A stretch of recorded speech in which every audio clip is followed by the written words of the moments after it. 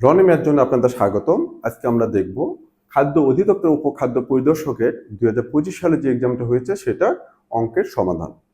তো এই অঙ্কগুলো এটা মানে এটাই না যে শুধু এটাতে এই অঙ্কগুলো আসে এই এক্সামে।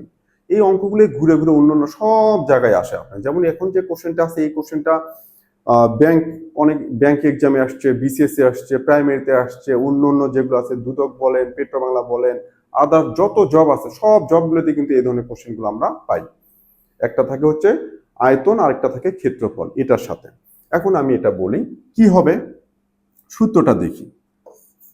ক্ষেত্রফল 1, ওটারই আরেকটা কি ক্ষেত্রফল 2, ক্ষেত্রফলের সাথে কি দৈর্ঘ্য।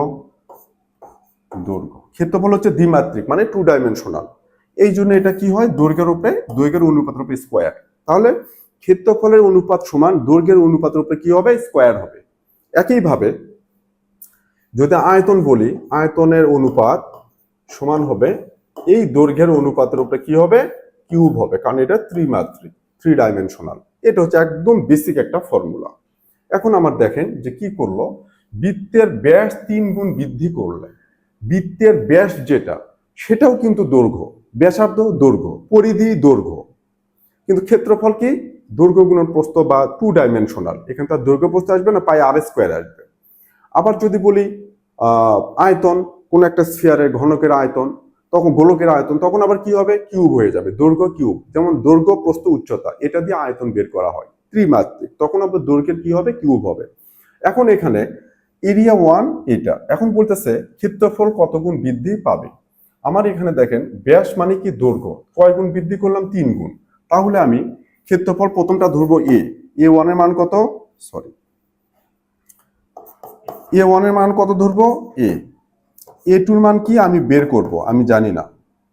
এখানে গিয়ে কি হবে, L1 এর মান কত দেয়া আছে, প্রথমটা ধরবো শুধু L, বাড়াইছে কয় গুণ, 3 গুণ, কি হবে এটা 3L, কি হবে এটা স্কোয়ার। বোঝেন, খুব সুন্দর করে বোঝেন।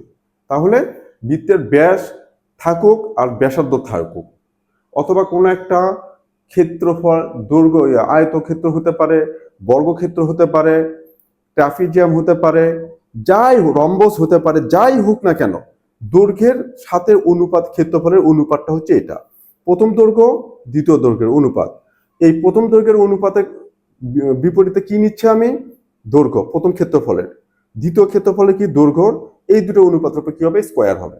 তাহলে আমি প্রথমটা ধরলাম A, পরেরটা বের করব কত গুণ হবে, A2 সমান L1টাকে কি জাস্ট L ধরলাম, কোনো ভ্যালুই নাই, সেটা ব্যাস থাক, ব্যাসার্ধ থাকুক, দৈর্ঘ্য থাকুক, প্রস্থ থাকুক, ট্রাপিজিয়ামের জন্য হাইট থাকুক, একই। নিচে কি হবে 3L, মানে কি এটা কয় গুণ বাড়াইছে, 3 গুণ। L কি হবে, এখানে কেটে যাবে। তাহলে আমি কি পাচ্ছি, এখানে A ডিভাইডেড বাই A2 সমান কি হবে, এখানে হচ্ছে 1/9। এটা কেটে গেলে কি হবে 1/, একটু আরেকটু ডিটেইলস করে দিই, এটা কেটে গেলে এখানে 1, এখানে কি 3, 1/3, তার উপর কি আছে, স্কোয়ার আছে। তাহলে A ডিভাইডেড বাই A2 সমান কত হবে, 1/9। আমি ক্রস মাল্টিপ্লাই করবো, A2 দিয়ে 1 কে মাল্টিপ্লাই করলে A2 সমান সমান 9 দিয়ে একে গুণ করলে কি হবে, 9A। তাহলে এটা ছিল হচ্ছে শুরুর ক্ষেত্রফল, আর এটা কি পরবর্তীতে ক্ষেত্রফল, যখন আমি ব্যাস 3 গুণ বাড়াইলাম, তাহলে কি হচ্ছে 9A, তার মানে আগের ক্ষেত্রফলের কয় গুণ হলো, 9 গুণ, তার মানে এটা 9 গুণ হবে।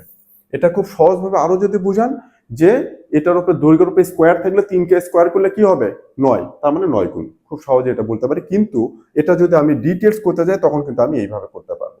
তাহলে শুরুতে A1 ক্ষেত্রফল ছিল, নিচে কি A2 সমান এই A1 এর যে দৈর্ঘ্য L1 বা L2, এটা উপরে কি হবে স্কোয়ার, যেহেতু এটা ক্ষেত্রফল দৈর্ঘ্য গুণন প্রস্থ বা 2 ডাইমেনশনাল বা দ্বিমাত্রিক। এর জন্য A1টাকে A ধরলাম শুরুর ক্ষেত্রফল, নিচে A2 রাখলাম, L1টাকে L ধরলাম শুরুর দৈর্ঘ্য, আর L2টা কি হলো, এই শুরুর দৈর্ঘ্যের 3 গুণ আমাকে ওখানে বলা আছে 3L। L কেটে যাবে, 1/3 এর উপরে স্কোয়ার করবো, 1/9 হবে, ক্রস মাল্টিপ্লাই করলে A2 ইকুয়ালস কত, 9A। তার মানে এই যে পরবর্তীতে ক্ষেত্রফলটা শুরুর ক্ষেত্রফলে কয় গুণ, 9 গুণ, এই জন্য আনসারটা হবে 9। ধন্যবাদ সবাই।